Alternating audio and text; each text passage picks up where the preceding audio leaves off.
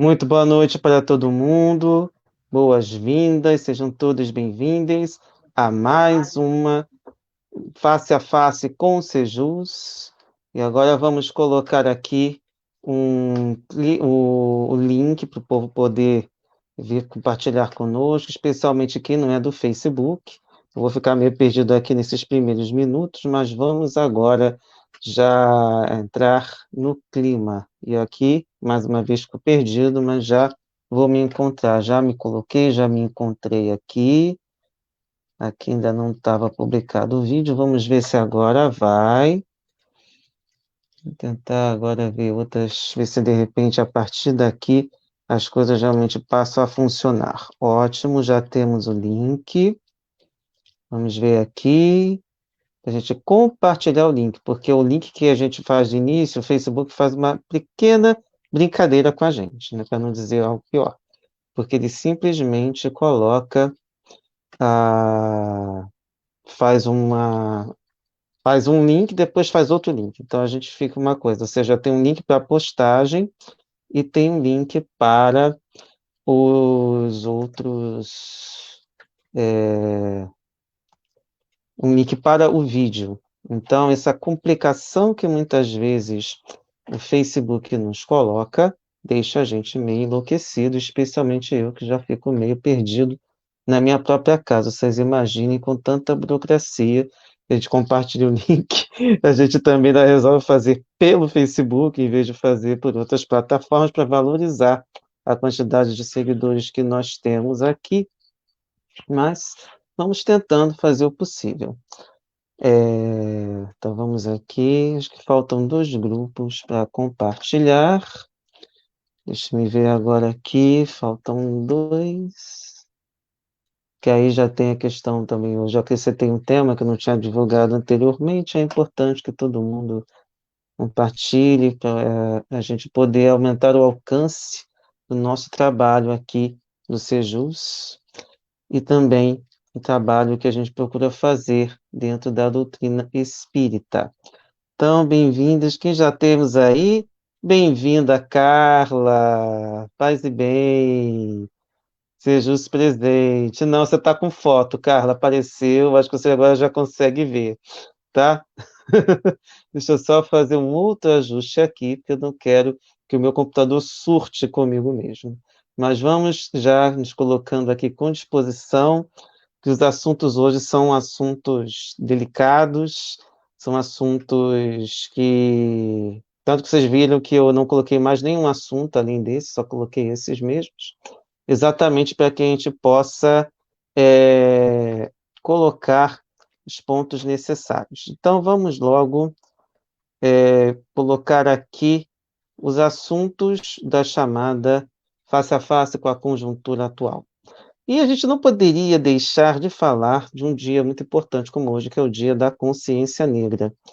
E hoje nós temos muita coisa para falar sobre isso, mas eu vou tentar ser bastante sucinto. Para começo de conversa, hoje é o Dia da Consciência Negra, em homenagem a Zumbi dos Palmares, como todo mundo conhece, mas é interessante ressaltar que a data de morte dele, que foi dia 20 de novembro de 1695. Eu poderia fazer um programa inteiro falando sobre ele, mas eu vou preferir, como é uma figura que já é muito conhecida e muito badalada, eu vou deixar que outros grupos que têm muito mais conteúdo para falar que falem. Inclusive, no movimento afroespírita tem um vídeo já colocado sobre o zumbi, e aí é importante que quem veja, quem conheça também, vá lá para falar também sobre isso. E eu gostaria de aproveitar para relembrar outras lideranças negras, e não necessariamente brasileiras, mas para a gente entender o quanto nós temos um desconhecimento sobre a África, ou pessoas oriundas da África. Está aqui me ajeitando, mas vamos nos colocar aqui. A primeira que eu queria ressaltar, e aí quem quiser procurar, pode procurar Ana de Souza ou Ginga. Ginga foi uma rainha em Angola. Na verdade, o reino, antes de se tornar Angola, como nós conhecemos hoje, era o reino do Dongo, que esteve entre 1624 e 1626, e ela fundou o reino de Matamba, reinando de 1631 até a morte. E a morte não foi por batalhas, foi por causas naturais. Tem um filme feito por um produtor angolano chamado Coriundu, hoje radicado nos Estados Unidos, e curiosamente era filho de um presidente de Angola. O filme é absolutamente impressionante em se tratando de como ela foi uma exímia embaixatriz, ou melhor, embaixadora, e uma exímia política. Ela soube tecer relações como ninguém, e isso mostra uma inteligência de uma mulher preta que merece a atenção de todos nós e merece também um estudo aprofundado dessa figura magnífica, considerada inclusive hoje como uma grande defensora, é um símbolo de Angola hoje em dia. E esse ano nós tivemos duas lembranças que o Google resolveu nos trazer também. Bem-vinda, Adriana Jäger Santos. Obrigado, bem-vinda. Seja muito bem-vinda e vamos lá para a gente conversar um pouco. E a outra pessoa que eu queria lembrar é o Anton William Amo. Não sei se é assim que se pronuncia, mas quem fica vendo os doodles do Google deve ter lidado com esse filósofo de Axim, que atualmente é Gana. Então, a gente pode dizer que ele é ganês. Ele foi levado para a Alemanha pela Companhia Holandesa das Índias Ocidentais em 1707, quando criança e dado de presente aos duques Augusto Guilherme e Ludwig Rudolf von... Vou poupar vocês, o Wolfenbüttel, deve ser isso.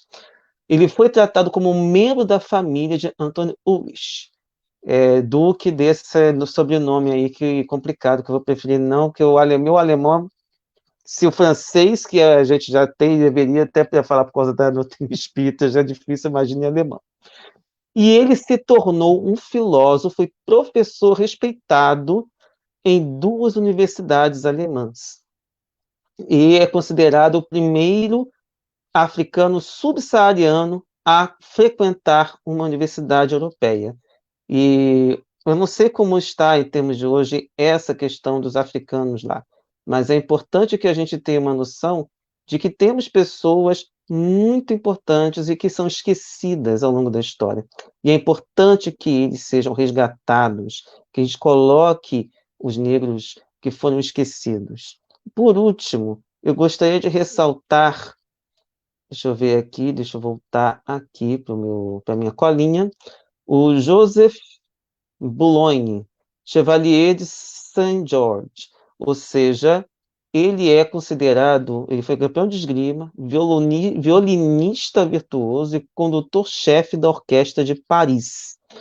Ele era filho de um próspero senhor de terras e senhor de escravos, que durante a Revolução Francesa foi coronel da Legião de Saint-Georges, o primeiro regimento formado por negros em toda a Europa. Então, além de músico, ele foi militar também.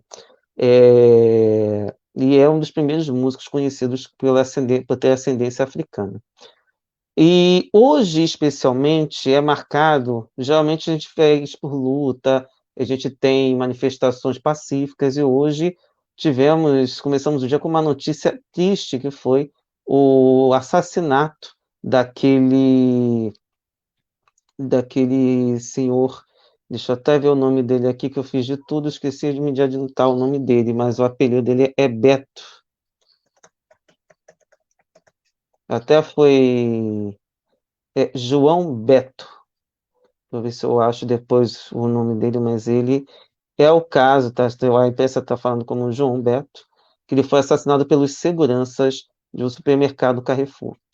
E isso gerou realmente muita repercussão no dia de hoje, porque, de certa forma, é mais um George Floyd. Há de vários tantos George Floyds assassinados no Brasil e que, infelizmente, continuamos mudos. E não digo curiosamente, mas hoje a gente teve um fato marcante que foi, além dos protestos em frente aos Carrefours, uma espécie de onda anti-Carrefour, que se foi detonada e que teve como símbolo principal a destruição do mercado, ou pelo menos de parte do mercado, na Rua Pamplona, em São Paulo. Só que a gente tem um certo problema, especialmente se tratando de mídia brasileira. E também vamos pensar um pouco também na parte dos nossos, nossa parte, enfim, do nosso trabalho que a gente tem aí, da nossa legislação, que é muito patrimonialista. Então, é muito mais fácil você prender e você colocar penas mais altas para quem realiza qualquer ato contra o patrimônio de qualquer pessoa do que vidas. Então, é muito provável até que aconteça a liberação das pessoas que assassinaram o João Beto e que, infelizmente, acaba sendo um problema. A gente viu o que está acontecendo, por exemplo, no caso do George Floyd, não está sendo muito diferente, até porque, pelo que eu me lembre, um era segurança e o outro era um segurança também contratado, mas era policial militar, antes de tudo. São as informações que eu tenho, gente, até o momento.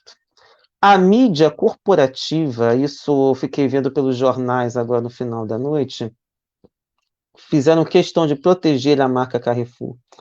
Porque, basicamente, é quem banca as empresas. A gente sabe que bancos, mercados, as grandes empresas são protegidas porque elas bancam a mídia corporativa. Então, por isso que a gente não tem uma resposta a contento, ou mesmo assim, não digo nem incentivo a um protesto. Eles só vão em cima de uma empresa se ela estiver incomodando. Como, por exemplo, o Globo e Record brigam o tempo todo por audiência. E eles usam das armas mais baixas para bater de frente uns com os outros. E é claro, né, a mídia tem esse poder de assassinato de reputações. Vídeo que aconteceu com a escola base, que até hoje, que eu saiba, ninguém foi reposto. Então, a Adriana está aqui comentando. Acho que tem gente que vai se chocar com a destruição dos mercados e não com a morte do próximo. Com certeza, Adriana. Inclusive, hoje estavam comentando, pelo menos o debate, o embate, que o Twitter é uma arena. Eu estava vendo que as pessoas estavam comentando exatamente isso. O fato de a CNN ter chamado de vândalos, o que invadiu e, enfim, provocou aquela destruição toda no mercado, ela preocupada com os vidros e trouxe aqui uma fala que eu acho que foi maravilhosa da Rosana Herrmann, que falou: vidro é reciclável. Não disse mais nada, né? Não precisa nem dizer mais. Vidas não são recicláveis. A gente sabe, a gente reencarna, mas. E quem matou? Precisava matar? A gente sabe que não precisava de nada disso. Mas, infelizmente, a gente tem esse problema muito sério. Inclusive, eu vi pessoas da extrema-direita, inclusive, defendendo, mostrando uma senhora, inclusive negra também, que estava lá, trabalhadora do Carrefour, tentando apagar um incêndio desesperadamente. E ainda foi colocada, assim, questionando sobre. Enfim, prefiro não comentar porque realmente eles tentam buscar argumentos onde não existem, então é preferível que a gente olhe para a gente mesmo e procure trazer as reflexões necessárias a partir daí. E a última informação, por favor, não fiquem bravos, mas a informação que chegou para o 247 é que a delegada responsável pelo caso Carrefour disse que não houve racismo no dia anterior da consciência negra. Gente, essa autoridade que eu sempre falo aqui é difícil. E aí a gente coloca que realmente tem muita coisa a ser revista no nosso país, que é o racismo estrutural, como o Silvio Almeida, o Denis Oliveira, isso mesmo, o racismo é assim, eles não se assumem. E, enfim, é algo que realmente a gente vai ter que mudar, ter muito trabalho ainda para mudar, para as pessoas entenderem que é possível ter uma sociedade sem tanta violência e especialmente sem qualquer forma de discriminação, seja de qualquer tipo, especialmente no caso do racismo, que é mais agravante porque mais de 50% dos brasileiros é preto e pardo. Então, é urgente que a gente consiga trazer uma educação antirracista no nosso país. Aí, o que eu ia comentar também é que o assassinato de George Floyd gerou Black Lives Matter. E aqui não acontece o mesmo ainda, ou pelo menos não tinha acontecido até o caso do João Beto. A gente até teve um movimento, mas que juntou também no protesto anti-Bolsonaro. Hoje teve aquela declaração absolutamente absurda do Mourão, falando que não existe racismo no Brasil, diante do fato tão evidente no Dia da Consciência Negra, um presidente que saúda Pelé e que ignora esse assassinato, qualquer ato que fique nessa situação. Então a gente vê que ainda tem muita coisa a ser corrigida. Mas o fato, se tivesse, infelizmente é uma constatação, se houvesse mais manifestações violentas antirracistas, talvez a gente tivesse menos casos de racismo explícito no país. Infelizmente, no geral, o que a gente vê é uma exploração e sempre colocando a vítima como algoz. Então, esse é um outro ponto da manipulação da mídia que precisa realmente ser revista, mas como são empresas de comunicação, eles têm um poder de fala muito grande ainda de pressão, então a gente ainda fica com essas questões. Então, pedindo aqui também, curtem o vídeo, compartilhem, por favor, vamos tentar fazer crescer o Sejus também alcançar, e outros coletivos também que são de esquerda, para a gente poder avançar e superar os bloqueios que os algoritmos do Facebook e do Google costumam colocar em quem questiona o sistema. Eu vou agora também trazer um outro ponto, caminhando para o final desse assunto, que, em homenagem a esse tema, foi postado um vídeo no Sejus, no Facebook, no YouTube e no Instagram, um vídeo feito no TikTok, geralmente eu legendo antes para postar nas outras redes, mas que foi censurado no TikTok, e aqui, infelizmente, eu não vou ter, mas ele disse que induzia conteúdo perigoso. Já pedi para retirar, acabei de fazer um vídeo, inclusive, substituindo aquele outro, apenas com o mapa da África. Vamos ver se, de repente, eles vão retirar, porque o texto é o mesmo, mas vamos ver se, de repente, assim, a gente, dessa vez, consegue manter a mensagem. É um problema, né? A gente não imagina que uma mídia, uma plataforma chinesa que seja tão problemática e está causando mais problemas que o YouTube e Facebook. E você vê coisas bem bizarras, às vezes, colocadas lá e ninguém faz nada.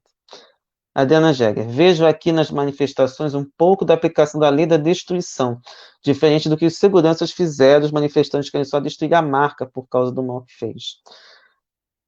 Concordo, mas aí a gente pensa na lei de destruição, no caso, quando olha para a lei divina, a questão da destruição natural.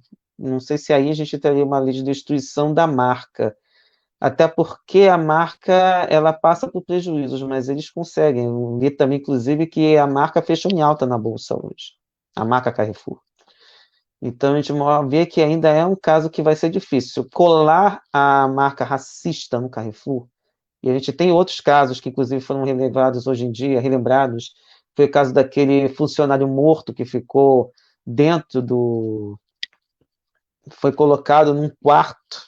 O corpo do rapaz foi colocado num quarto, do funcionário foi colocado num local lá para que não. Para não afetar o dia a dia da loja, o cotidiano da loja. O caso do cachorro morto também, que inclusive levou a um André, quer dizer, a revolta do André Constantini hoje, por conta de as pessoas valorizarem até mais o cachorro do que propriamente o João Beto ou qualquer outra vítima de racismo, assassinato, mostra o quanto a gente ainda tem que mudar, o que rever. E, enfim, é difícil a gente conseguir destruir uma marca. Vamos ver aqui mais um comentário da Adriana. Mas as coisas sociais também se aplicam às leis. A humanidade vai acertar as contas com seus esqueletos. Concordo. O problema é justamente isso, né? Porque a pedagogia divina é bastante severa enquanto a gente erra. E a gente espera que realmente eles assumam os próprios erros, ainda em vida. Porque deixar para outra encarnação é bem mais complicado. Mas vamos ver. Vamos lutar e vamos procurar tentar criar esses problemas. Toda evolução não se dará sem lutas. Eu também concordo. A questão é como a gente faz uma luta sem sangue, sem ódio. Esse aqui é mais complicado. A gente acha que não tem muito para onde correr neste momento. E eu não sei a quantas andas se vamos ter realmente um Black Lives Matter originalmente brasileiro. Vidas negras importam. Ou até o surgimento de panteras negras brasileiras. Seria ótimo se tivéssemos, porque isso assustaria. Sejam lutas íntimas ou sociais. Ao menos enxergo isso. Tranquilo. Depois vou ver se a gente estuda melhor a de destruição, porque isso realmente tem alguns pontos que realmente fazem parte também da natureza humana. Mas antes de a gente prosseguir, eu queria trazer uma questão polêmica. Inclusive, foi em algumas postagens que depois mereceriam da nossa parte isso. As Panteras Negras, isso, Carla. Que foi um vídeo de um ativista que, inclusive, esteve conosco aqui no Sejus, no Vende Insta, que é o Antônio Supério, que ele trouxe uma reflexão, na verdade, foi um vídeo denúncia, inclusive colocando figurões do movimento espírita atual na Berlinda, sobre o racismo que existe na obra de Kardec. E que mereceria um debate a mais, pelo menos da nossa parte. Não vou promover esse debate aqui, vou apenas colocar que a gente, em algum momento, vai ter que realmente sentar e conversar melhor sobre esses temas para ficar bem mais claro, não somente o contexto, mas também entender as posições de quem se sente mal quando lê determinadas coisas. Por mais que se coloque, nós temos a fala do Sérgio Aleixo, que eu acho genial, nós temos algumas outras abordagens também que são muito interessantes, teve também o texto de Elias, que foi divulgado também no grupo Bate-Papo do Sejus hoje, falando sobre esse tema, e tem o vídeo do Jorge Medeiros também, que é um físico negro, que coloca também esse assunto de uma maneira bastante pertinente. Mas a gente vê que é um assunto que incomoda e que a atitude que foi colocada pelas editoras das obras de Kardec também não foram suficientes para acalmar os ânimos. Então, é um assunto que a gente, em algum momento, vai ter que sentar e debater com mais tranquilidade. Se o problema é fazer esse debate sem paixões, ou seja, de uma maneira mais fria, de uma maneira lógica e de uma maneira em que a gente consiga superar essa questão polêmica. Não vai ser fácil, vai requerer da nossa parte bastante cuidado, bastante sensibilidade e, claro, abandono de determinadas armas, porque como o Exupério meio que atirou para vários lados, isso, é isso mesmo, Adriana, a explicação é longa, mas o problema é que é o seguinte, por mais que a gente explique, não tem sido suficiente. Então, em algum momento, a gente vai ter que sentar, pensar, debater. E é claro, se a gente pegar um ambiente como o do Sejus, que a gente tem um respeito entre os outros, a gente consegue chegar a algum ponto. Mas vai ser importante que junte não só o Sejus, mas também todos os coletivos de esquerda, para a gente ter um discurso único, que é uma coisa que eu sempre falo. Para a gente ser unido, precisa ter um afinamento de discurso.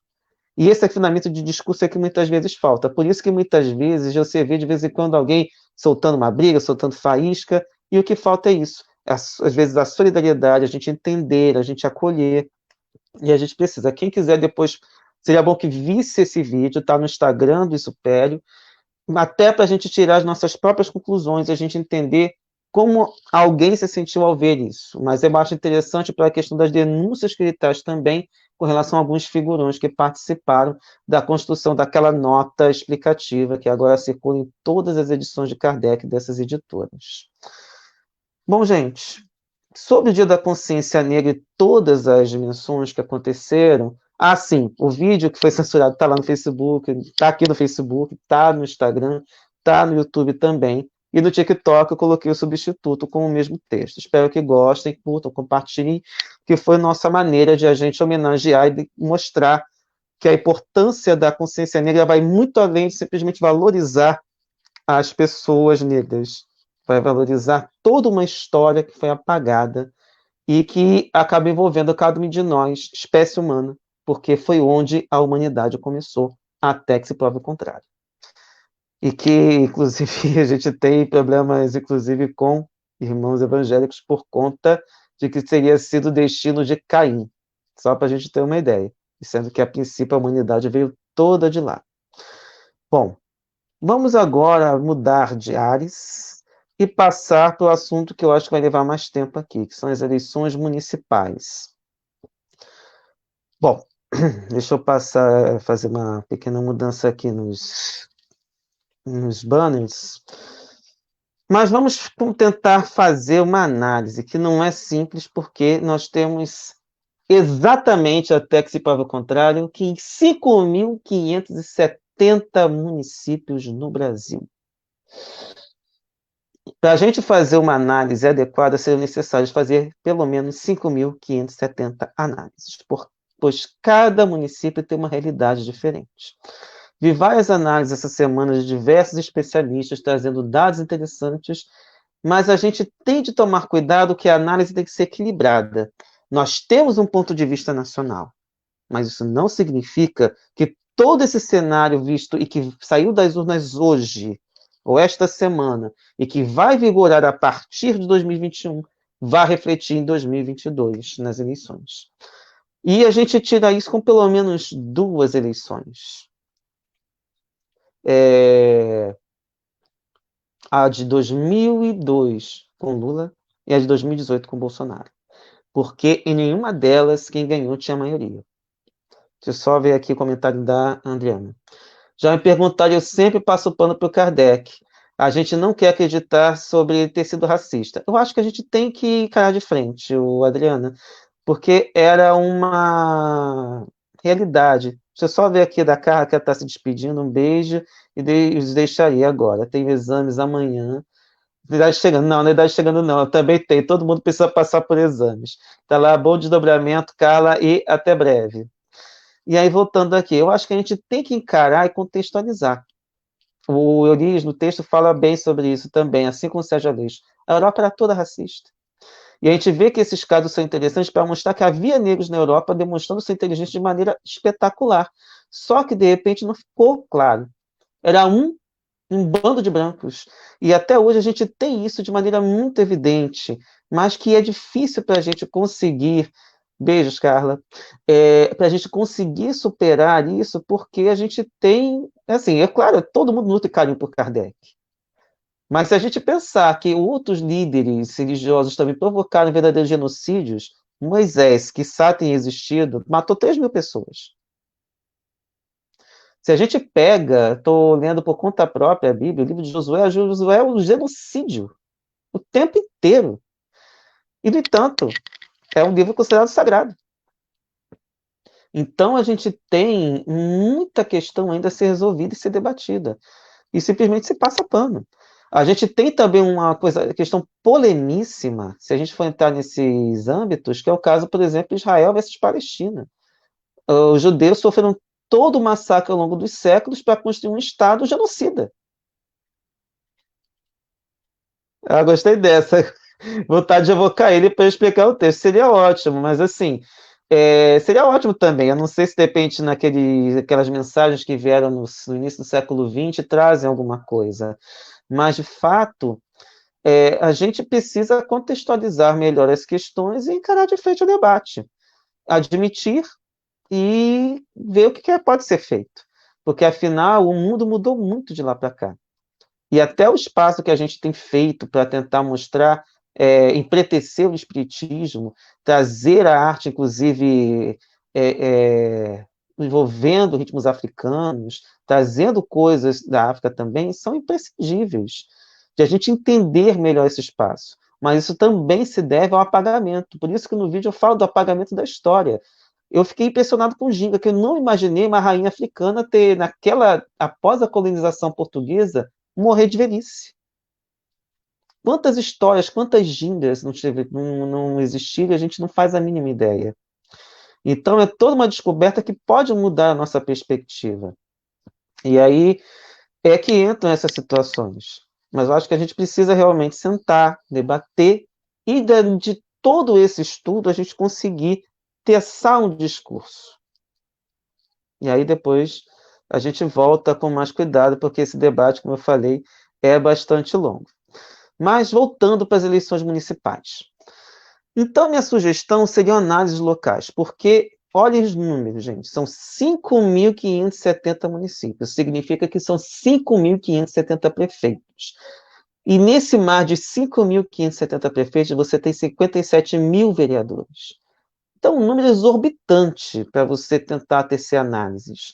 Então, mesmo se fossem eleições estaduais, seriam difíceis, porque a realidade de cada local é um pouco diferente. A gente fica muitas vezes nas capitais porque ali os assuntos são mais evidentes, mas você tem coisas pequenininhas que são muito mais difíceis de você alcançar. Eu digo isso porque eu tenho muita dificuldade de fazer análise local, mas eu vou fazer pelo menos 3 análises, que são 3 municípios que eu acompanho. Mas antes, vamos falar outros pontos, antes de trazer algumas coisas, alguns materiais. Sobre as pesquisas, no último Face a Face eu havia comentado que. Deixa eu ver aqui mais um recado da Adriana. Seria bacana renascer Brasil e Negra, Kardec, Pedagogia da Reencarnação. Quem sabe? Quem sabe ele já não reencarnou e de repente é negro? A gente não sabe. A gente sabe que tem muita historinha por aí, mas a gente não sabe o que pode, como pode estar ele, como pode estar outros líderes que estiveram com Kardec à época. Vamos ver. Voltando aqui para as eleições.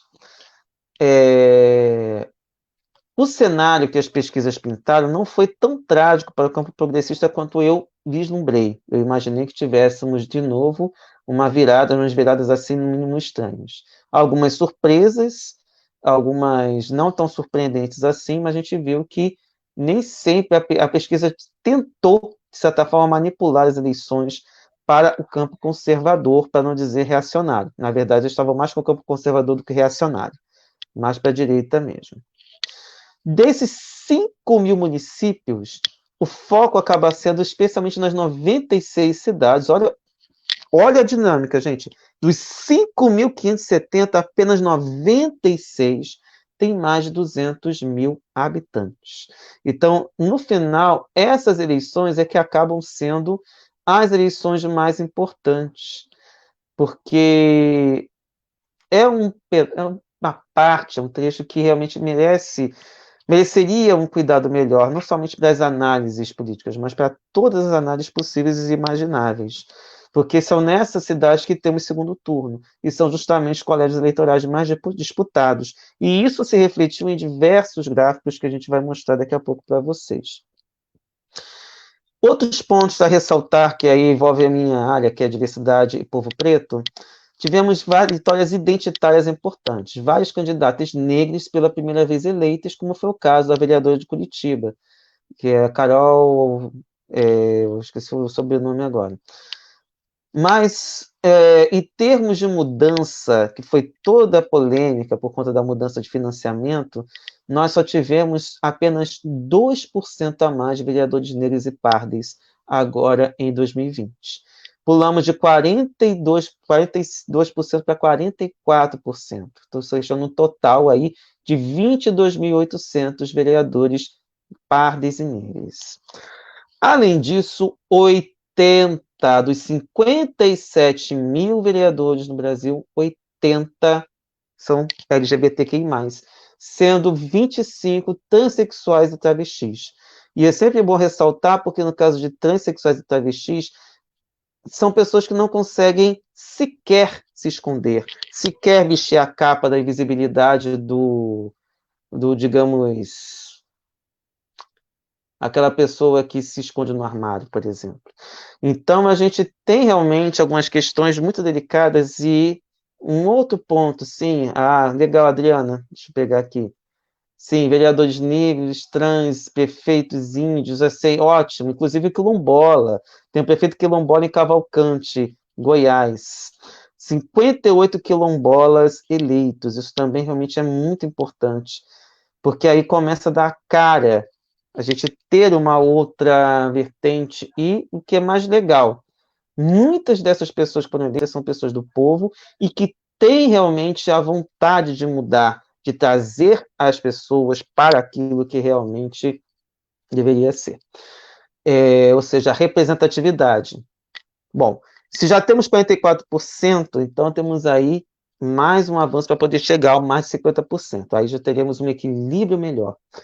Mas a gente sabe que nem todo mundo que foi eleito, mesmo sendo negro, mesmo sendo LGBTQI+, representam a causa.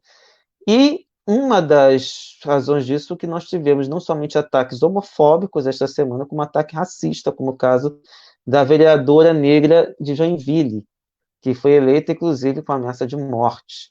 Então, nós temos aí muito a ser revisto. mas isso mostra o quanto é necessário que negros e LGBTQI+, saiam do armário e venham para a política. Deixem a parte, digamos assim, esse lado de estar do lado de cá, ou seja, cobrando, vendo, e participe ativamente. Isso mostra que é possível mudar, que é possível que as pessoas sejam eleitas. E a esperança é que eles realmente consigam fazer o trabalho deles, ainda que a gente não tenha aí uma expectativa de haver muito sucesso de cara. Mas só o fato de já estarem eleitos já é um ponto importante. Vamos agora trazer alguns gráficos. Eu vou começar com alguns do Alberto Carlos Almeida e outros que estavam aí presentes. Eu vou tirar os banners aqui, que fica mais fácil para a gente visualizar. O bom de estar com mais um aparelho aqui, que a gente consegue ver tudo e consegue também pensar melhor sobre isso. Não sei se dá para todo mundo ver, mas esse gráfico ajuda a ver como ficou o resultado para o segundo turno. Porque há uma polêmica que foi colocada essa semana de quem seriam os derrotados dessas eleições. E foi-se colocado que o PT estaria entre eles. E nós temos dados que, dependendo do ponto de vista, não serão tão difíceis assim. A gente vê que para o segundo turno o PT tem cerca de 15 prefeituras em disputa aí. Daí você tem PSDB 14, por aí vai. Ou seja, a gente vê que há uma concentração muito grande de determinados partidos, ó, PSD, Podemos, Democratas, o PSB, que seria mais centro-esquerda, não seria exatamente de esquerda, os republicanos e tudo mais. PDT ficou com 4, PSC com 3, o Avante 2, Cidadania, Patriotas, PL, PROS, PSOL, PSL, PTB e Solidariedade 2. O Novo, curiosamente, ficou com 1, PCdoB 1 e a Rede 1. Então, aqui nós temos umas questões realmente bem interessantes quando a gente olha para o segundo turno. Eu vou ver aqui outros detalhes. No campo conservador, à direita liberal, você teve esse número de prefeituras conquistadas. Se olhar esses partidos, MDB, PSDB, Democratas, PSD e PP, nós vamos ter essa queda de 3.164 prefeituras para 3.033. Lembrando que o ápice foi em 2000, foram os anos do governo Fernando Henrique, e a gente viu que eles vieram caindo. A menor foi em 2012, que estava no auge da época da Dilma, teve esse aumento aqui em 2016, e que foi a época do golpe, e aqui agora em 2020 houve uma nova queda, ou seja, mas tem mais coisas interessantes. Em números absolutos desse grupo de partidos, houve uma diminuição de votos, de 52 milhões em 2016 para 48 milhões. Mas, mesmo assim, gente, é muito voto. É muito voto ainda dentro dessas figuras. Aqui é um outro ponto, desculpe estar meio desorganizado, gente, mas aqui foi uma que chamou muita atenção, que o Alberto Carlos Almeida colocou, que é o segmento religioso. No Rio, na região metropolitana do Rio de Janeiro, o meio evangélico já tem muito mais, até de 50%, dependendo da região. E isso refletiu que, pelo menos até onde eu vejo, acho que só tem um vereador de esquerda em toda a Baixada Fluminense. Nem nas cidades em que aliás, numa das cidades em que eu trabalho tem, mas nas outras cidades onde eu pude verificar, não achei ninguém. Posso estar enganado, mas é o que eu vi. E isso realmente pode forçar uma mudança no discurso da esquerda, para poder dialogar. Com o detalhe que os espíritas nem chegam perto. A cidade com o maior número de espíritas, a princípio ele não colocou aqui, mas Rio e Niterói são as que mais têm espíritas entre as pessoas que votaram. Bom, aqui eu vou tentar ampliar para vocês verem outra análise que ele fez, que é interessante. PDT, PSB, PCdoB e PSOL sem bolos, PSTU, PCO e PCB. todos perderam votos para prefeito. E aí vocês têm algumas coisas, como, por exemplo, a questão de números absolutos. O PDT caiu, o PSB caiu, o PSOL caiu, porque o Boulos, já que a capital paulista já tem muito voto por si só, então a gente mostra o quanto, e aí, claro, a extrema esquerda, né, PSTU, PSOL e PCB também sofreu uma queda muito grande. Então, a gente tem aí muita coisa a ser repensada no parte do campo progressista. Votos para prefeito cada partido recebeu no primeiro turno. Vocês vejam que o MDB continua com o maior número de votos, seguido PSDB, PSD, Democratas, PP. O PT vem 1, 2, 3, 4, 5, 6, sétimo lugar. Perdão, sexto lugar. 6 milhões, quase 7 milhões de votos. PDT vem logo em seguida, depois o PSB.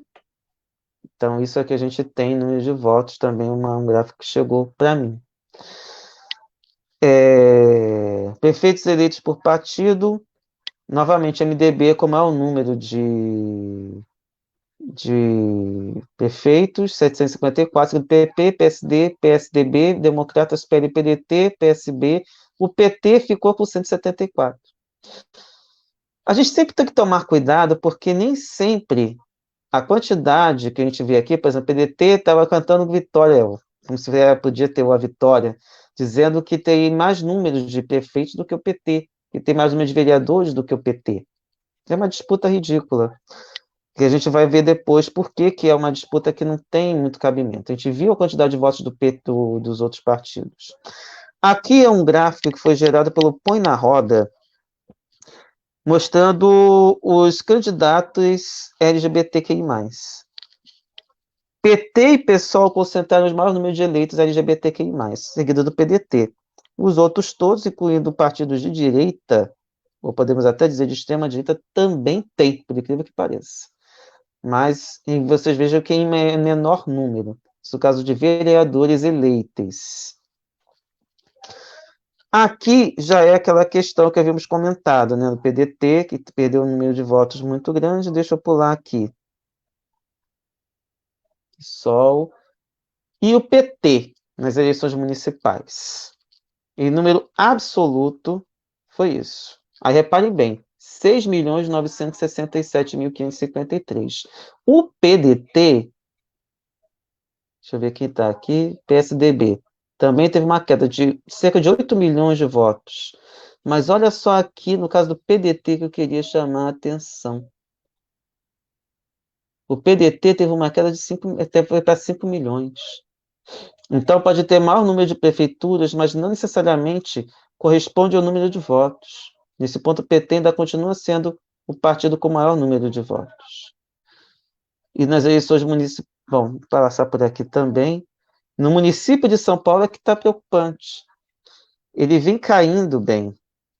De 2 milhões de votos em 2000, subiu para 2004 para 2.206, 2 milhões 209, 2 milhões e 105, depois para 2 milhões 209 e vem caindo. Nessa última foi 461 mil. E vejam que o Haddad foi eleito com 1 milhão, não chegou nem a 2 milhões, mas chegou a ser eleito com isso. Então isso mostra que temos muito a ser trabalhado também. E aí o gráfico comparando PT e PDT, para ficar mais claro para todo mundo essa diferença, e você vê que quase não houve alteração, você vê que não houve tanta subida do PT assim. PT e PSOL. O PSOL foi toda aquela coisa, mas também ficou muito abaixo. 2 milhões, tudo bem, partido novo, mas ainda tem muito longe de conseguir alcançar o patamar que o PT já está presente. Aqui é que lado preocupante. Aqui é que nós temos um lado preocupante, que é o caso. Deixa eu ver aqui, que já fugi um pouco do patamar. Republicanos, Podemos, PSL, PSC e Patriotas, que é a base do desgoverno. Pulou de 8 milhões para 15 milhões. Aqui sim é que é o grande problema. Por isso que o Bolsonaro disse que estava cantando vitória. Mas como essas disputas, a maioria dessas prefeituras não são prefeituras de grande destaque, então passou despercebido. E aí a gente ficou muito nas capitais. Então o quadro não é realmente lá dos melhores que a gente possa colocar aqui. Então, gente, esses foram alguns gráficos, mas tem mais. Tem outras coisas que eu queria trazer também, que aí já é a análise do Bruno Altman, que também foi trabalhada no 247. É só para a gente poder fechar isso de maneira mais tranquila. Vamos ver se fica claro para todo mundo ver. Que a RP 247 ligou para todo mundo aqui. Eu acho interessante para a gente ver outros pontos de vista que também estão disponíveis, e é claro, quanto mais melhor para a gente entender que Brasil saiu dessas urnas. Deixa eu ver aqui, fazer um ajuste aqui para ficar mais claro para todo mundo ver. Deixa eu ver se agora. Ah, não. Deixa eu diminuir um pouquinho o zoom. Então, aqui, em termos de eleitores, os votos em candidatos do PT a prefeito em 2020 subiu de 2,53% sobre 2016. Muito pouco. O PSOL subiu 6%, o PCdoB caiu 33%. Então, a verdade é que houve uma queda de votos na esquerda, de 2,72% no total. Em termos de prefeituras, o PT elegeu 254 prefeitos no primeiro turno, contra 174 agora. Houve uma queda de 31%. O PCdoB teve uma queda de 44%, ou quase 45%. O PSOL subiu 100%, mas de 2 para 4. 2 para 4. O PCdoB já ocupava muito pouco, de 81 para 45. Então, houve uma queda de 33,83% de prefeituras. Temos segundo turno, mas a gente sabe que não são tantas cidades assim. E de vereadores, o PT sofreu, ou melhor, teve uma queda também, de 2.815 em 2016 para 2.584 agora, caindo de 8,21%. O PSOL elegeu 75 contra 56 antes, e foi o único que realmente subiu relativamente bem, 93,93%. O PCdoB fez 678 cadeiras contra 1.010 em 2016, sofreu uma queda de 32,8%, 87%. Então, houve uma queda aí de 14% de número de vereadores. E certamente o que está envolvido aí é a nova lei eleitoral, que não permitiu as coligações. Certamente, se tivéssemos coligações proporcionais, nós teríamos, de repente, esse número maior. Mas vamos lá. Ele dividiu um pouquinho diferente. Na centro-esquerda, ele colocou o PDT tendo uma queda de 16%, de 5 milhões, caindo de 6 milhões e 404 para 5 milhões. O PSB saiu de 8 milhões de vereadores para 5 milhões de vereadores, uma queda de 37%. E a Rede, então, caiu de 995 milhões para 387, perdão, 995 mil para 387 mil, queda de 61,11% de eleitores. Ou seja, foi a centro-esquerda envolvendo PDT, PSB e Rede, caiu 30,77%. E aí as prefeituras, aqui o Benotman trocou, deixa eu colocar aqui embaixo. PDT elegeu 310 prefeitos, sofreu uma queda de 7,19%. Eram 374, baixou para 310. O PSB foi de 407 para 250, menos 38,57%. A Rede fez 5 contra 6, perdendo 16,67%. Então, caiu cerca de 24% no total. Já os vereadores, o PDT elegeu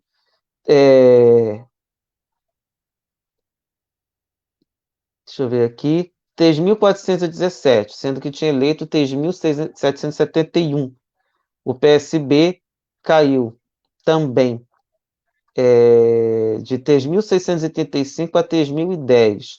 A Rede caiu de 180 para 142. Então, todos eles sofreram quedas, também uma queda significativa. O que eles chamam de direita neoliberal se envolve PSDB, MDB e Democratas. Então, nós tivemos ali a queda do PSDB, de 17 milhões de eleitores para 10 milhões, como a gente já havia comentado. O MDB caiu de 15 milhões para 10 milhões também, ou seja, vem colhendo em termos de eleitorado. E o Democratas subiu. O Democratas subiu de 4 milhões para 8 milhões. 68% a mais. E aí, o que nós levamos aqui? O PSDB conquistou 512 cidades no primeiro turno contra 799 em 2016. Então, houve uma queda de 35%. Foi bem maior do que a queda do PT, ou até mesmo do PCdoB. O MDB caiu de 1.044 para 774. Foi uma queda de 25,86%. Já o Democratas, que andou encolhendo, subiu de 268 para 459, acréscimo de 71%. Mas mesmo assim, é muita coisa para ser revista aí. E em termos de vereadores, o PSDB também diminuiu, de 5.364 em 2016 para 4.375 em 2020. O MDB caiu de 7.564 para 7.585, mas não foi tanta queda assim, mas foi uma queda de 3%. Agora, o Democratas subiu de 2.904 para 4.342, o que dá um total de subida de 49,52%, quase metade a mais. Para a gente fechar, não, acho que ainda tem mais. Centrão. O PSD, PP, PL e os outros, que são PTB, Solidariedade, PROS e Avante. Você subiu, o PSDB do Kassab subiu de 8 milhões para 10 milhões de votos, o PP subiu de 5 milhões para 7 milhões de votos, o PL subiu de 4 milhões para 462, 4 milhões de votos também. E os outros, que são essas siglas aqui, subiram de 5 milhões para 7 milhões de votos. Então, todos eles subiram e não subiram pouco. O problema foi reunir em bloco aqui, que realmente às vezes dá uma impressão um pouco de equivocada. O PSD, de 539 prefeituras, passou a ter 650, aumento de 20%. O PP, de 495 para 681, subiu 37%. O PL, de 297 prefeituras para 341, equivalendo à subida, aumento de 14,81%. E os outros, né, que esse bloco mais extremista aqui, subiu de 379 para 423, 11,61% de aumento. Já o de vereadores, o PSD também subiu de 4.650 para 5.675, 22%. O PP subiu de 4.742 para 6.356, 84,04%. O PL subiu de 3.017 para 3.465, aumento de 14,85%. E os outros, de 5.967, caiu um pouquinho, para 5.628. Então, não podemos dizer que foi totalmente bom estar do lado do Bolsonaro dessa forma. Já o bolsonarismo, que é a extrema-direita,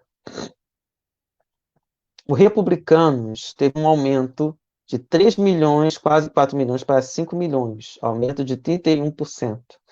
O PSL subiu, mesmo não sendo mais o partido da figura, de 487 mil a 2 milhões, quase 3 milhões de eleitores. Isso significa 472% de aumento. O PSC subiu de 1 milhão e 700 para 2 milhões e 100, 21% de aumento. O Patriotas subiu de 286 mil para 2 milhões, aumento de 616,51%. E o PRTB, que é o do vice, subiu de 162 mil para 884 mil, aumento de 413%. Os percentuais às vezes assustam, mas vocês vejam que o PRTB, de todos eles, foi o que menos aumentou em termos de número. E para as prefeituras. Os republicanos, que é o antigo PRB, né, mas enfim, subiu de 105 prefeituras para 208. Quase 100% de aumento. O PSL subiu de 30 para 90, 200% de aumento de prefeituras. O PSC de 87 passou para 115, 32,18%. O Patriotas subiu de 13 para 48, 269% de aumento. Muito mais até do que Republicanos, porém, é claro que Republicanos têm mais espaço aqui nessas prefeituras. O PRTB pulou de 9 para 6, foi o único que teve, aliás, o PRTB. O Patriota subiu de 13 para 48, 269% de aumento, e o PRTB caiu de 9 para 6 prefeituras. Em termos de vereadores, Republicanos subiu também de vereadores, de 1.621 para 2.593, 59% de aumento. O PSL, 878 vereadores para 1.206, 37,36% de aumento. O PSC deu uma pequena queda, 1.528 a 1.510, cerca de menos de 1%, 1% de queda. O Patriotas, gente, perdão, deve ser isso mesmo, 524 a 724, 38,17% de aumento. E PRTB de 391 a 221. É isso mesmo. Muito pouco vereador mesmo ainda para o PRTB. Ainda diminuiu. 43%.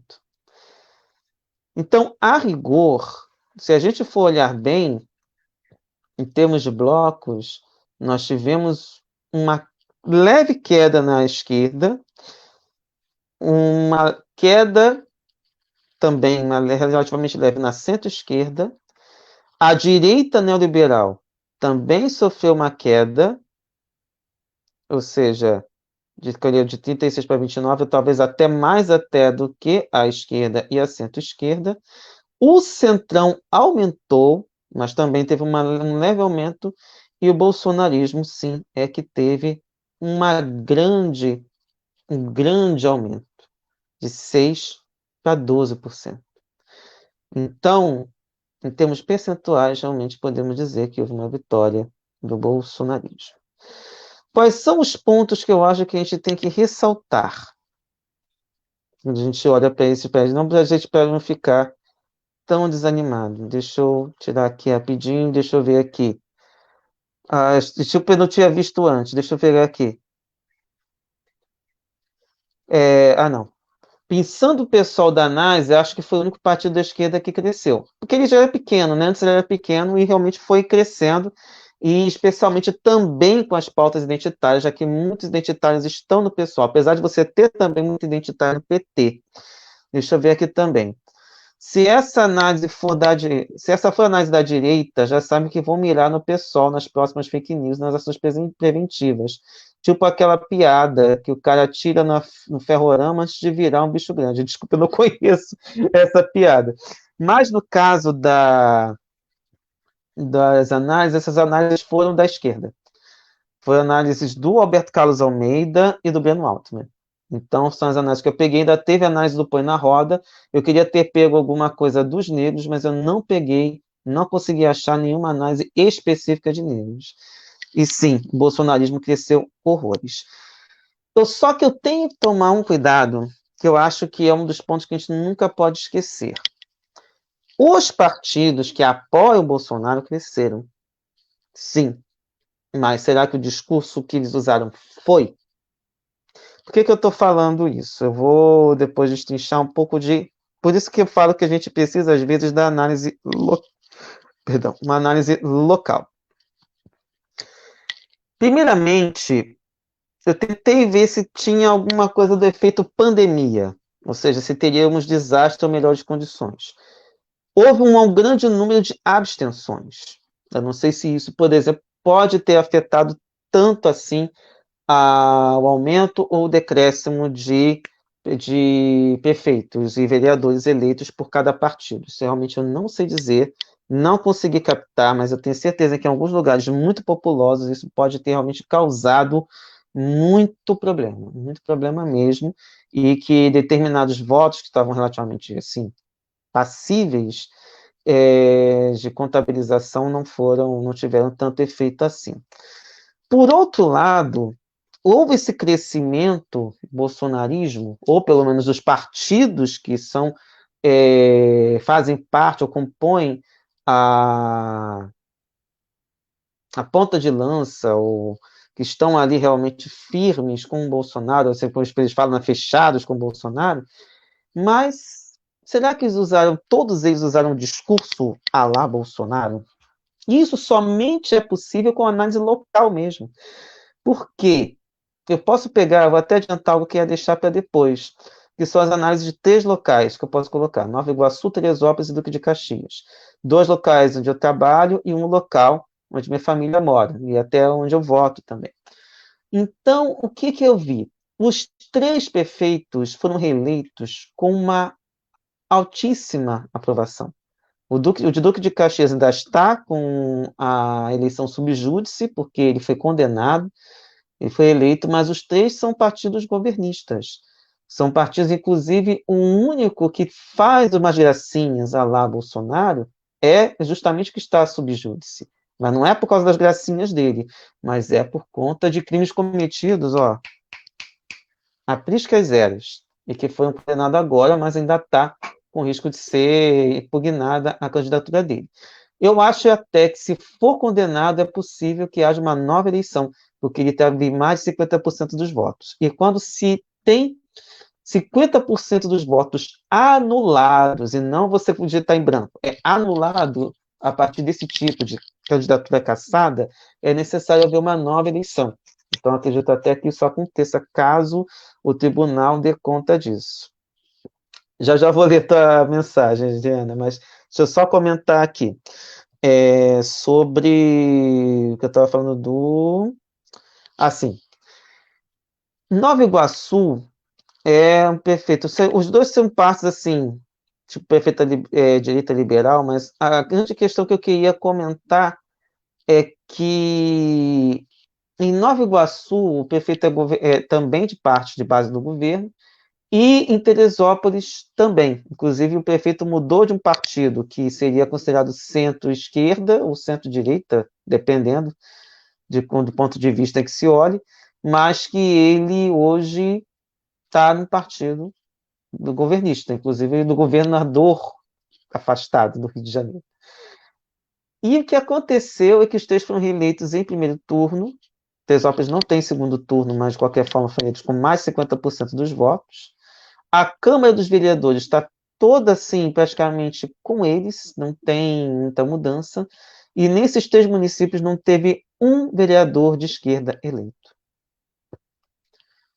Para não dizer que não tem um que é de esquerda, mas pelo menos só no partido. Ele não seria alguém representante da esquerda exatamente, porque eu conheço, ele não é exatamente alguém que possa dizer que é de esquerda, apesar de estar no partido de esquerda. E isso mostra o quanto a gente precisa olhar para esses lados. Os discursos Bolsonaro, para você ter uma ideia, a cidade de Nova Iguaçu tinha uma candidata, eu até comentei aqui, preta, conservadora bolsonarista, inclusive deputada federal. Não conseguiu, com esse discurso de pró-Bolsonaro, não chegar a lugar algum. O de Teresópolis, não me lembro disso, se tinha alguma coisa a ver com Bolsonaro, apesar de ter representantes de partidos dele lá.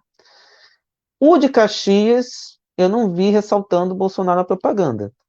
Eu vi fazendo muita obra pela cidade, assim como o prefeito de Casteira, de Nova Iguaçu. O de Teresópolis já vinha fazendo um certo trabalho, porque a cidade passou por uma crise administrativa muito delicada, e isso é que garantiu, de certa forma, a eleição deles. Então, Bolsonaro não foi o mote de levar ninguém. E essas cidades precisariam realmente de uma análise mais apurada para a gente ver até que ponto que o discurso bolsonarista realmente entrou. Então, dizer que o bolsonarismo cresceu é algo que precisa ser mais bem analisado. Os partidos cresceram. Isso a gente não pode negar. São base do governo? Sim. Mas se a gente for levar em conta se ali tinha apoio de deputado federal, deputado estadual, não sei dizer. É preciso ele fazer uma análise um pouco mais criteriosa. E lembrando que São cuidados que a gente tem que ter quando a gente fala dessas análises, que as análises são boas em nível nacional para a gente entender o poder que os partidos alcançaram. Mas isso não significa que esses partidos estarão na base do Bolsonaro em 2022 ou na base dos governos estaduais em 2022 também. E sem falar que eles podem mudar de partido a qualquer momento. Ele vê que um partido tem uma estrutura melhor e sai.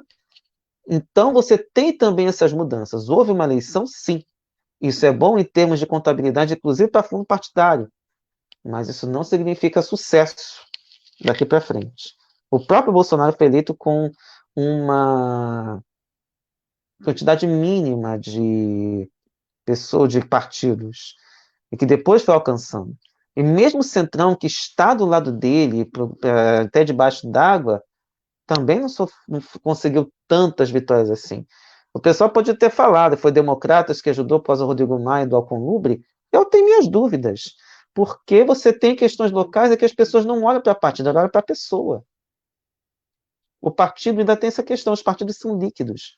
Você não tem uma fidelidade somente pelo nome da sigla. Você não pode olhar para a sigla, pelo nome do partido e dizer que aquele partido defende aquilo que está ali, ó, patriota.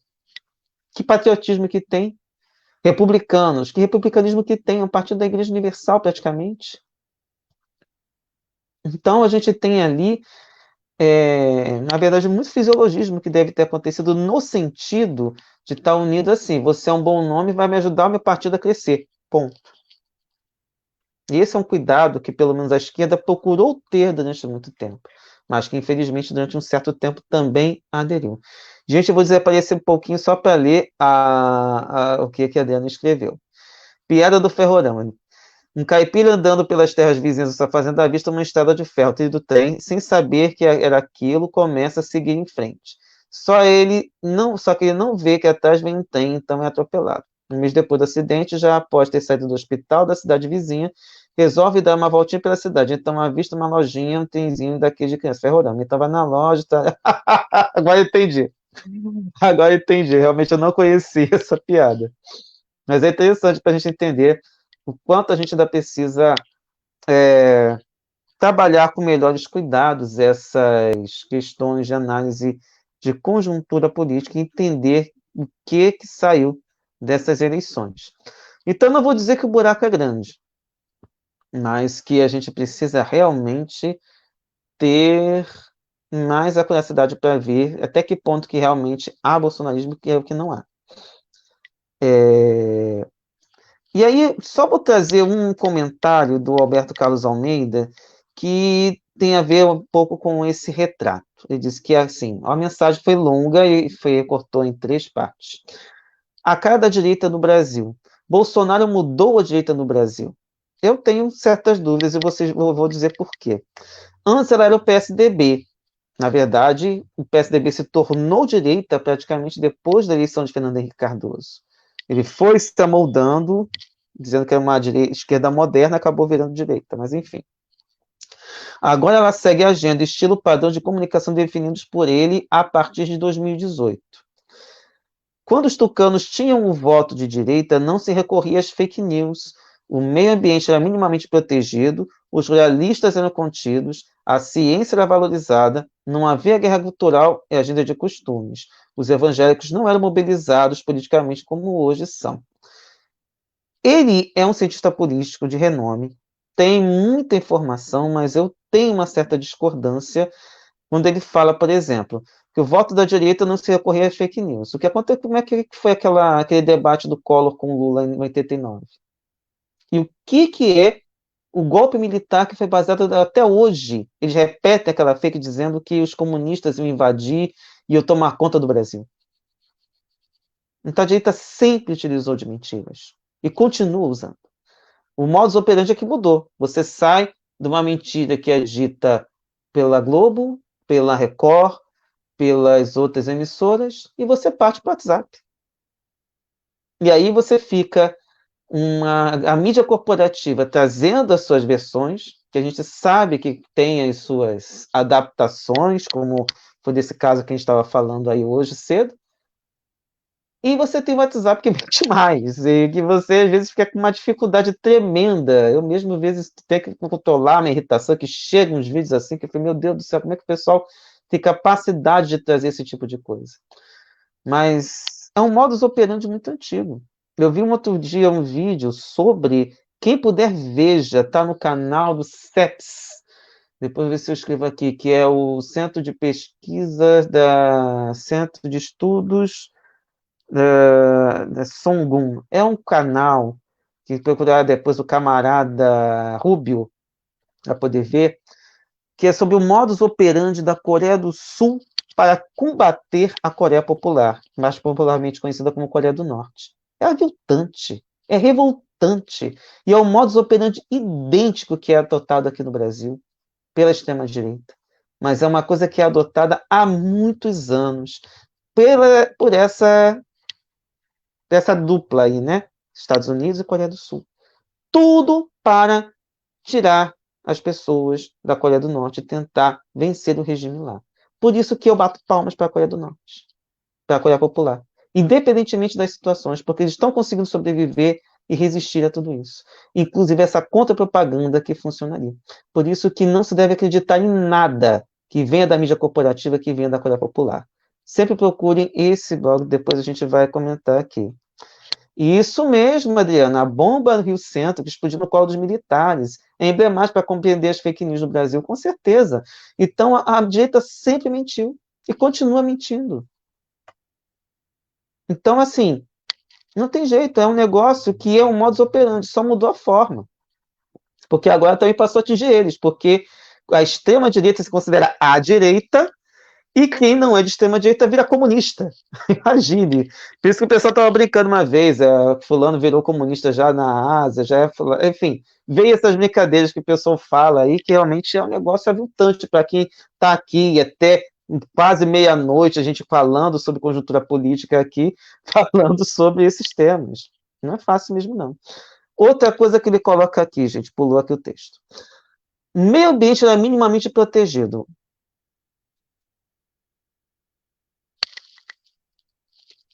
Quem é ambientalista sabe me dizer que o meio ambiente nunca foi protegido. Os jornalistas eram contidos. Chico Mendes conseguiram conter o assassinato de Chico Mendes, aconteceu na mesma época, mais ou menos, da época do Lula, da época da eleição do Collor. Mais ou menos naquela época, década de 80. E isso porque ficou famoso, porque era um ambientalista que ganhou repercussão. Você imagina quantos assassinatos não ocorrem até hoje e que a gente não fica sabendo. Hoje você tem celular na mão, mas a própria Globo fez uma minissérie há pouco tempo atrás chamada Aruanda, que mostra os bastidores dessas brigas aí. Olha aí outra, gostei, gostei. Nero já implementava as fake news quando colocou fogo em Roma e colocou a culpa nos cristãos. Pois é. Então a direita mente é desde Roma. Muito bom, Adriana. Outra coisa que ele coloca aqui, não a ciência era valorizada. Gente, se for pegar a época dos militares, eu não posso dizer muita coisa. Os cientistas foram expulsos do Brasil. Se for pegar décadas perdidas, 80 e 90, não sei como era o investimento em pesquisa. A pesquisa veio mesmo com a era Lula. Você tinha pesquisa, com certeza, aos trancos e barrancos. Mas você não tinha tanto investimento assim, porque era sempre mais fácil importar. E aí, continuando, outro ponto que ele coloca. Não havia guerra cultural. A gente pode olhar como eram as TVs, eram tudo, inclusive, se a gente for pegar nos militares, houve toda aquela guerra contra determinados compositores, contra determinados cantores que se estimavam que eram comunistas. Havia aquela questão também dos dedos duros também, que foram colocados também. E eu posso pegar o depoimento de Maria Medalha, não sei se vocês vão se lembrar dela, que é uma das cantoras da Bossa Nova e tudo mais, participou inclusive de festivais da canção. No final das contas, gente, esqueci de colocar de volta aqui o que eu estava debatendo, que é o assunto das eleições municipais, voltando. Então, o que acontece? A Maria Medalha comentou que ela achava que com o final da ditadura eles iam voltar a ter espaço na mídia corporativa. O que aconteceu? Simplesmente foram esquecidos. E aí vieram os jovens dos anos 80, as bandas de rock que a gente conhece, muita gente ama, mas veio muita coisa de fora. E se você pegar, por exemplo, as trilhas sonoras, inclusive das próprias novelas, ou do mesmo das rádios, nos anos 70, você escutava música de outros lugares do mundo. Dos anos 80 para cá, praticamente é tudo dos Estados Unidos. E ainda assim, você passou nos anos 90 a você ter um ápice do erotismo na televisão, inclusive para crianças. Nos anos 80 e 90, com as divas infantis, se é que a gente pode dizer assim, e que inspiram muitas pessoas até hoje, mas que ajudaram a erotizar as crianças. Então, essa história, por exemplo, daqueles malucos, só para falar assim, dizendo que tudo é marxismo cultural, gente, isso é capitalismo puro. Silvio Santos já falou, sexo vende há muito tempo numa entrevista. Se é para botar a mulher pelada às 3 da tarde, ele vai botar a mulher pelada às 3 da tarde. Eu não estou mentindo, não é muito difícil de pesquisar, que ele falou isso. O grande mago da televisão. E a gente vê pelas atitudes que foram tomadas que depois foram contidas quando a justiça começou a colocar o ECA para frente. Não é à toa que o ECA é tão combatido, porque ele começou a moralizar a televisão, a tentar direcionar as coisas, apesar de que hoje, com o streaming, tudo fica desse jeito. Rapidinho, mais uma contribuição da Adriana. A direita mente desde Roma, boa. Podemos dizer que Cristo é de esquerda, pelo menos dependendo, porque afinal ele defendia ladrão. Com certeza. Com certeza.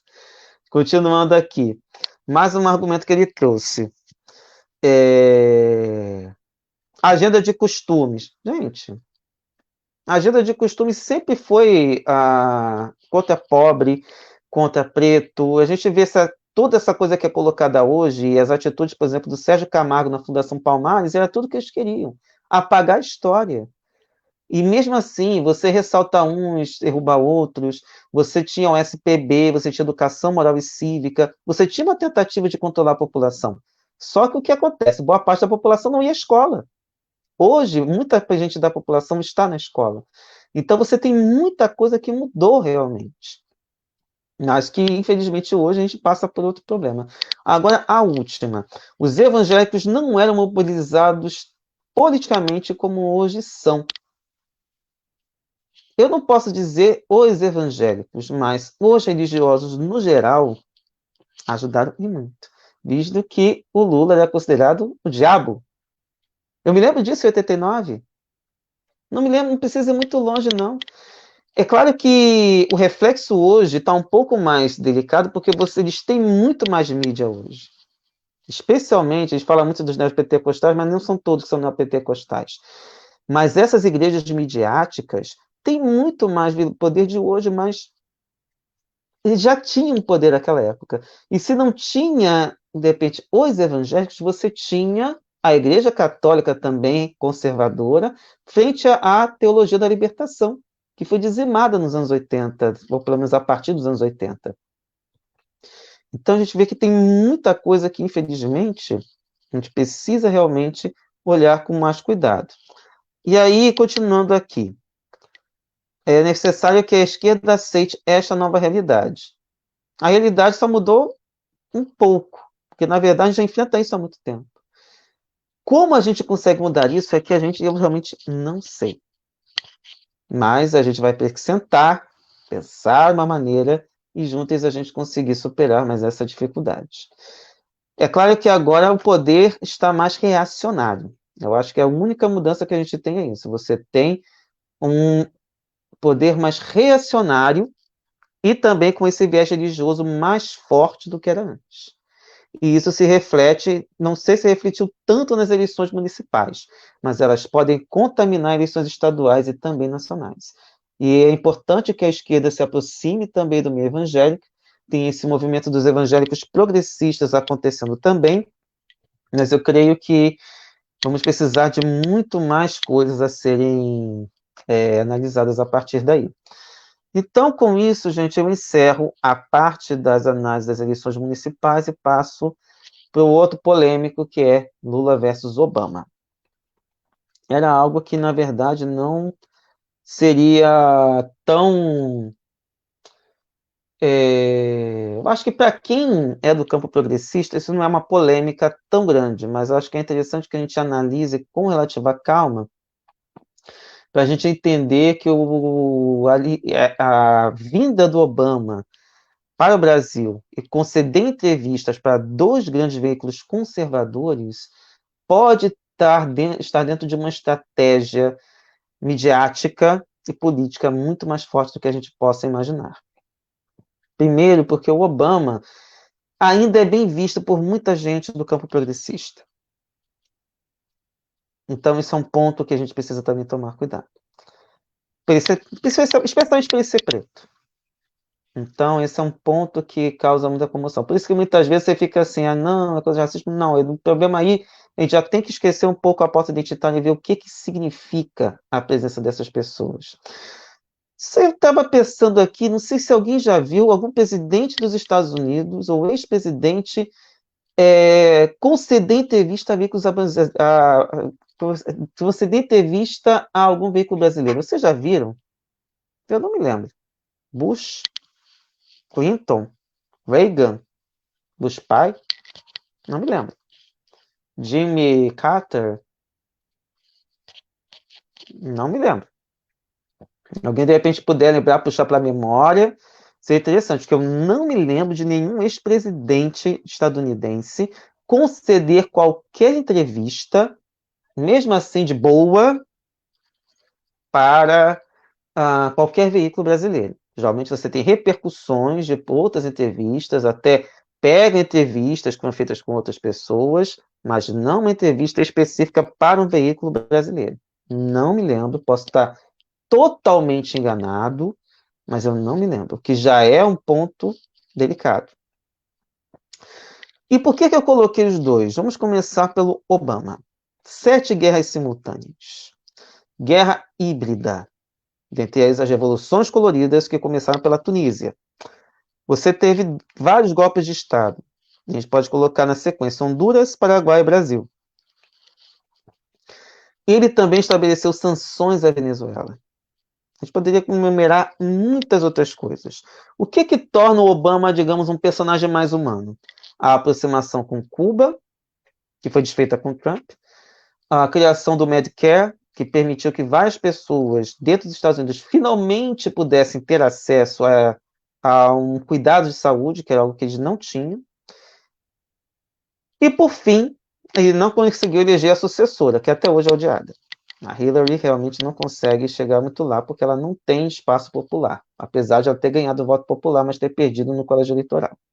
Que aí entra aquelas questões que eu estava falando. O PDT tem muitas prefeituras? Tem, mas tem mesmo número de votos é menor do que o do PT, apesar de o PT ter menor número de prefeituras. Então, isso tudo é relativo. É um negócio também que não é fácil da gente analisar. Tudo depende do ponto de vista.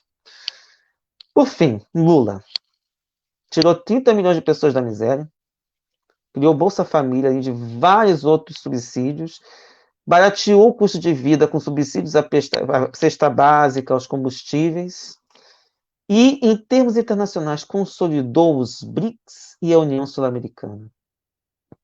Além de tudo, que elegeu a sucessora.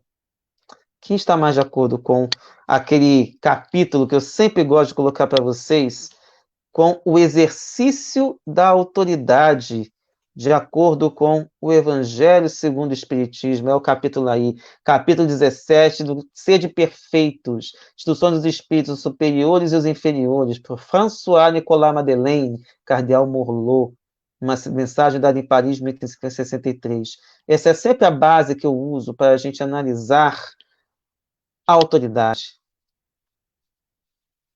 Quem está mais dentro disso? E para ajudar, você tem essa polêmica, né, que o Obama reconhece, a mensagem aqui do 247, reconhece o sucesso de Lula contra a pobreza, mas quer outra geração de brasileiros no poder. Para mim, isso é um recado. Quem ele vai querer no poder? Ou se a esquerda voltar a conseguir chegar a algum lugar, será que vai assumir? Será que vai permanecer? São lições que a esquerda tem que tomar cuidado. Isso aqui a gente está lidando com não é um xadrez qualquer. É um jogo muito mais pesado. porque é o patrão falando para os empregados, é a metrópole falando para a colônia. Então, é algo que a gente vai ter que realmente pensar bastante, porque o recado foi dado. Então, a gente tem que realmente, como se diz por aí, botar as barbas de molho e pensar bem nas estratégias futuras. Não somente pensando no campo progressista, mas pensando em termos de soberania mesmo brasileira. Bom, gente, fica aqui o desafio que eu sempre coloco, né? Que esse é um ponto que eu acho que a gente precisa falar. Como nos aproximarmos das classes populares? É um desafio que depois a gente vai tentar pensar, mas é um dos pontos que a gente precisa analisar também. Bom, gente, estamos no finalzinho. Ficar com sextou ou sabadou, como eu gosto de falar. Hoje foi longo, mas acho que foi bem produtivo. Eu gosto quando vocês participam, porque aí não fica igual aquela pessoa que fica só falando sozinha. É bom quando tem outras vozes para a gente conversar, podem discordar de tudo que eu falei também. E apesar de minuciosa análise, eu achei interessante para a gente pensar essas questões dos futuros usos de autoridade nossa no Brasil também. Então, só para lembrar, gente, seja nas redes Facebook, YouTube, Twitter, Instagram, TikTok, WhatsApp. Se você ainda não participa dos nossos grupos, pode seguir todos eles, curtir, compartilhar. Participe dos nossos estudos também, se você quiser se aprofundar. A gente vai começou a estudar o livro Espiritismo e Política, do professor do Ailton lá de Ceará, se não me engano, o Rio Grande do Norte. Agora, infelizmente, perdão, eu não vou conseguir lembrar agora, mas já é um assunto que vai causar bastante discussão, e é importante que vocês participem também para a gente aumentar o nosso alcance do pensamento progressista dentro do movimento espírita. E lembrando das nossas lives, 20 horas no Instagram e segundas-feiras, que vem de Insta. Nesse mês a gente está fazendo um especial com o movimento afroespírita, mostrando que tem gente preta no espiritismo, gente preta com voz, gente preta com inteligência, tendo o que falar e podendo fazer muito por todo o país e por todo o movimento espírita. Nesta terça-feira a gente vai começar o estudo. Eu esqueci de mudar, gente. Espiritismo e política. Depois a gente muda isso. Às 20 horas, às terças-feiras, a gente vai começar esse estudo desse livro, no Espiritismo e Política. Às quartas-feiras, a Carla abre a quarta-feira trazendo o Paz e Bem, fazendo uma espiritualidade plural, tecendo esse diálogo com outras espiritualidades. E a partir das 6h30, a gente estuda Kardec com as obras. No caso, a gente está lendo aqui agora a Revista Espírita. Esta semana a gente vai começar fevereiro de 1858. Então é importante que a gente participe, inclusive, das dinâmicas de quarta-feira no grupo de Sejus, no grupo do WhatsApp, em que a gente analisa os textos que foram trabalhados. Então, gostei, Adriana, sextou, hashtag sextou, ótimo também. Beijos, boa noite, bons sonhos, boa emancipação da alma que a gente precisa. Gratidão pelo carinho. Sempre que estiver presente, que quiser, pode participar também. Todo mundo que de repente viu aqui, que afinal o vídeo agora vai para o YouTube. Então, fique à vontade também para participar e deixar seus comentários ali. E, se preferência, deixe seu joinha. No Facebook dá para colocar coraçãozinho, se puder. Se colocar qualquer outra carinha também não tem problema. Mas se puder compartilhar, a gente agradece também. Como disse cara lá no início, cadê? Likes. Então, gente, um beijo enorme, um forte abraço e até breve.